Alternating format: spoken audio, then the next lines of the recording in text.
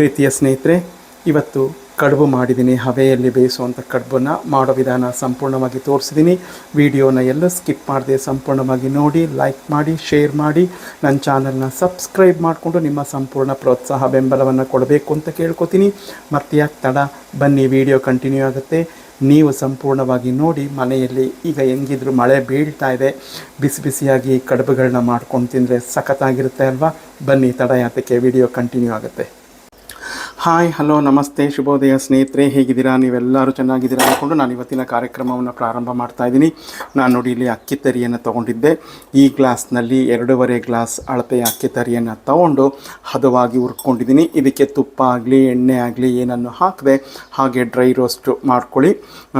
ಅಡಿ ಹತ್ತದೇ ಇದ್ದಂಗೆ ಡ್ರೈ ರೋಸ್ಟ್ ಮಾಡ್ಕೊಳ್ಳಿ. ನೋಡಿ, ಗಮ್ ಅಂತ ಇದೆ, ಅದನ್ನು ತಣ್ಣಗಾಗಕ್ಕೆ ಬಿಟ್ಟಿದ್ದೀನಿ.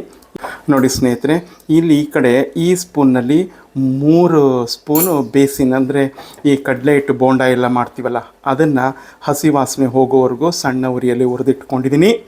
ಇಲ್ಲಿ ಸ್ವಲ್ಪ ಬಟಾಣಿಯನ್ನು ಬೇಯಿಸಿಟ್ಕೊಂಡಿದ್ದೀನಿ, ಆ ನೀರನ್ನು ಸಹ ತೊಗೊಂಡಿದ್ದೀನಿ. ಹಾಗೆ ತೆಂಗಿನಕಾಯಿ ತುರ್ಕೊಂಡಿದ್ದೀನಿ, ಕೊತ್ತಂಬರಿ, ಕರಿಬೇವು, ಹಸಿಮೆಣಸಿನ್ಕಾಯಿ, ಕಡಲೆಬೇಳೆ, ಉದ್ದಿನಬೇಳೆ, ಸಾಸಿವೆ, ಜೀರಿಗೆ, ಪುಡಿ ಇಂಗು, ನಿಂಬೆಹಣ್ಣು ಮತ್ತು ರುಚಿಗೆ ತಕ್ಕಷ್ಟು ಉಪ್ಪು, ಹಾಗೆ ಮಾಡೋದಕ್ಕೆ ಕ್ರಿಯಾ ಫ್ರೂಟ್ಸ್ ರವರ ಕಡಲೆಕಾಯಿ ಎಣ್ಣೆ. ಇದಿಷ್ಟನ್ನು ಉಪಯೋಗಿಸಿ ನಾನಿವತ್ತು ಒಂದು ರುಚಿಕರವಾದ ತಿಂಡಿಯನ್ನು ಮಾಡ್ತಾಯಿದ್ದೀನಿ. ಬನ್ನಿ, ಮಾಡೋ ವಿಧಾನವನ್ನು ನಿಮಗೆ ಶೇರ್ ಮಾಡ್ತೀನಿ. ಸ್ನೇಹಿತರೆ ನೋಡಿ, ಪಾತ್ರೆ ಇಟ್ಕೊಂಡಿದ್ದೀನಿ. ಪಾತ್ರೆಗೆ ಪರಿಶುದ್ಧವಾದ ನಿಮಗೆ ತೋರಿಸಿದ್ನಲ್ಲ ಕಡಲೆಕಾಯಿ ಎಣ್ಣೆ ಒಂದು 3 ಸ್ಪೂನಷ್ಟು ಹಾಕ್ಕೊಂಡಿದ್ದೀನಿ.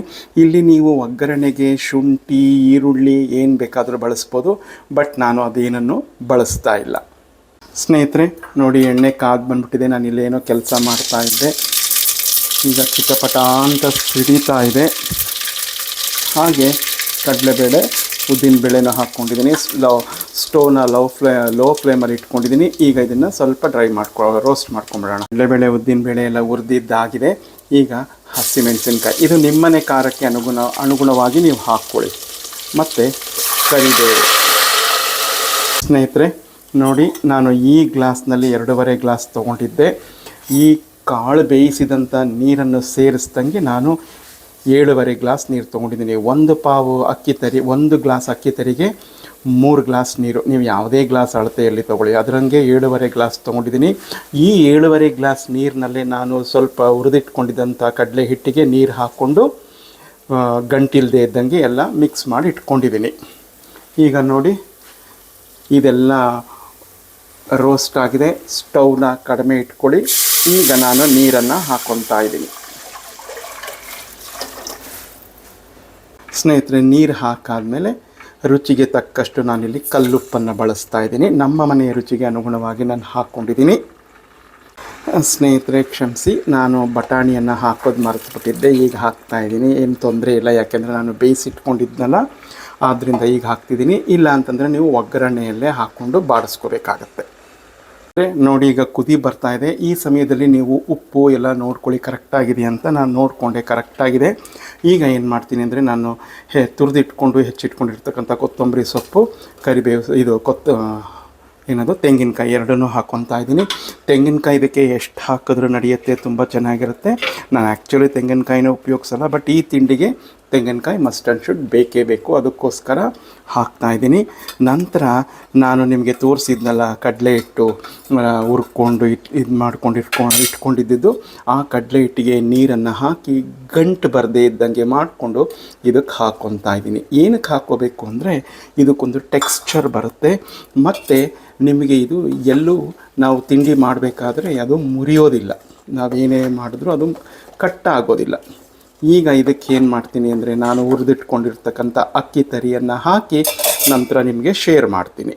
ನೋಡಿ ಸ್ನೇಹಿತರೆ, ಅಕ್ಕಿ ತರಿಯನ್ನು ಸಂಪೂರ್ಣವಾಗಿ ಹಾಕ್ಕೊಂಡಿದ್ದೀನಿ. ಈಗ ಇದನ್ನು ಕೈ ಬಿಡದೇ ಇದ್ದಂಗೆ ನಾವು ಲೋ ಫ್ಲೇಮಲ್ಲೇ ಇಟ್ಕೊಂಡು ತಿರುಗಬೇಕು, ಇಲ್ಲ ಅಂತಂದರೆ ಮುಖಕ್ಕೆ ಹಾರಿಬಿಡುತ್ತೆ. ನೋಡಿ ಸ್ನೇಹಿತರೆ, ಈ ಹದದಲ್ಲಿದೆ. ಸ್ಟವ್ನ ಸಂಪೂರ್ಣ ಕಡಿಮೆ ಮಾಡಿದ್ದೀನಿ. ತಟ್ಟೆಯನ್ನು ಮುಚ್ಚುತ್ತಾ ಇದ್ದೀನಿ.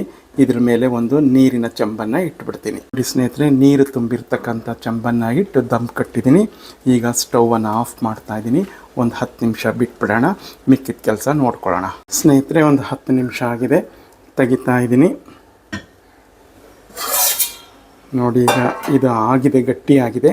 ಇದಕ್ಕೆ ನಾನು ಈ ನಿಂಬೆ ಹಣ್ಣನ್ನು ಹಿಂಡ್ಕೊಂಡ್ಬಿಡ್ತೀನಿ. ದೊಡ್ಡ ಪೂರ್ತಿ ಒಂದು ಹಣ್ಣನ್ನು ಇದಕ್ಕೆ ಹಿಂಡ್ಬಿಟ್ಟು ನಂತರ ನಿಮಗೆ ತೋರಿಸ್ತೀನಿ. ಸ್ನೇಹಿತರೆ ನೋಡಿ, ಒಂದು ನಿಂಬೆ ಹಣ್ಣನ್ನು ಇದರ ಸಹಾಯದಿಂದ ಸಂಪೂರ್ಣ ಹಿಂಡಿ ಮಿಕ್ಸ್ ಮಾಡಿಟ್ಟಿದ್ದೀನಿ. ಈಗ ಸ್ವಲ್ಪ ಇದು ತಣ್ಣಗಾಗಲಿ. ನೋಡಿ, ತುಂಬ ಬಿಸಿ ಇತ್ತು. ನಾನು ಒಂದು ಪಾತ್ರೆಯಲ್ಲಿ ಸ್ವಲ್ಪ ನೀರನ್ನ ತಗೊಂಡು ಈ ಇಡ್ಲಿ ತಟ್ಟೆಗಳಿಗೆ ಎಣ್ಣೆಯನ್ನು ಸವರ್ಕೊಂಡಿದ್ದೀನಿ. ನೀವು ತುಪ್ಪ ಇದ್ದರೆ ತುಪ್ಪ ಸವರ್ಕೊಳ್ಳಿ. ಹೀಗೆ ಎರಡಕ್ಕೂ ಎಣ್ಣೆಯನ್ನು ಸವರಿ ಈ ರೀತಿ ಉಂಡೆ ಮಾಡಿ ಇಟ್ಕೊಂಡಿದ್ದೀನಿ. 10 ನಿಮಿಷ ಹವೆಯಲ್ಲಿ ಬೇಯಿಸ್ಕೊಂಬಿಡೋಣ ಇಡ್ಲಿ ಪಾತ್ರೆಯಲ್ಲಿ. ನಂತರ ರುಚಿಕರವಾದ ಕಡುಬು ರೆಡಿಯಾಗುತ್ತೆ ತಿನ್ನೋಕ್ಕೆ. ನಾನು ಇದಕ್ಕೆ ಕೆಂಪು ಚಟ್ನಿ ಮಾಡ್ಕೊಂಡಿದ್ದೀನಿ. ನೀವು ಯಾವ ರೀತಿ ಬೇಕಾದರೂ ಸಾಗು, ಕುರ್ಮಾ ಏನು ಬೇಕಾದ್ರೂ ಮಾಡ್ಕೊಳ್ಳಿ. 10 ನಿಮಿಷ ಇದು ಬೇಯಿಸ್ಬಿಟ್ಟು ನಂತರ ನಾನು ನಿಮಗೆ ಹವೆಯಲ್ಲಿ ತೋರಿಸ್ತೀನಿ. ಸ್ನೇಹಿತರೆ ನೋಡಿ, ಒಂದು 10 ನಿಮಿಷ ಆಗಿದೆ. ಈಗ ಸ್ಟೌವನ್ನು ನಾನು ಆಫ್ ಮಾಡ್ತಾಯಿದ್ದೀನಿ. ಈಗ ತೆಗೆಯೋಣ. ನೋಡಿ, ಈಗ ಇದು ತಣ್ಣಗಾಗಬೇಕು. ತೆಗೆದಿಟ್ಟು ತಣ್ಣಗಾದ್ಮೇಲೆ ನಾನು ನಿಮಗೆ ಶೇರ್ ಮಾಡ್ತೀನಿ.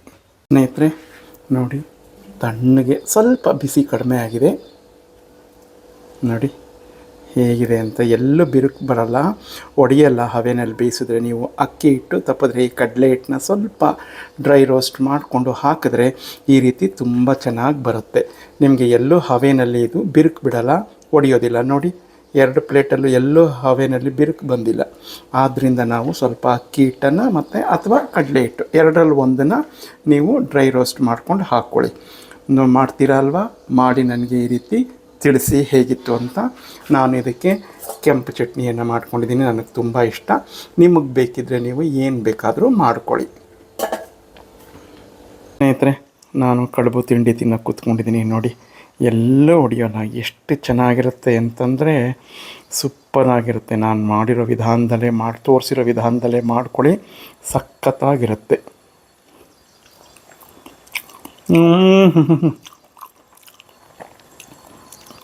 ಏನು ಚೆನ್ನಾಗಿದೆ ಗೊತ್ತೇನ್ರಿ? ಸೂಪರಾಗಿದೆ. ಕೆಂಪು ಚಟ್ನಿಗಂತೂ ತಿಂತಾಯಿದ್ರಂತೂ ಸಖತ್ತಾಗಿರೋದು. ನಾನು ಸ್ವಲ್ಪ ಖಾರವಾಗಿ ಮಾಡ್ಕೊಂಡಿದ್ದೀನಿ.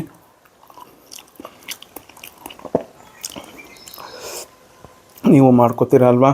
ನನ್ನ ವೀಡಿಯೋಗಳನ್ನ ಹೆಚ್ಚಾಗಿ ನೋಡಿ, ಲೈಕ್ ಮಾಡಿ, ಶೇರ್ ಮಾಡಿ, ನನ್ನ ಚಾನಲ್ ಸಬ್ಸ್ಕ್ರೈಬ್ ಮಾಡ್ಕೊಳ್ಳಿ. ಮತ್ತೊಂದು ಇಂಟ್ರೆಸ್ಟಿಂಗ್ ವೀಡಿಯೋಂದಿಗೆ ಬರ್ತೀನಿ ಸ್ನೇಹಿತರೆ. ನಮಸ್ಕಾರಗಳು. ಜೈ ಗಣೇಶ.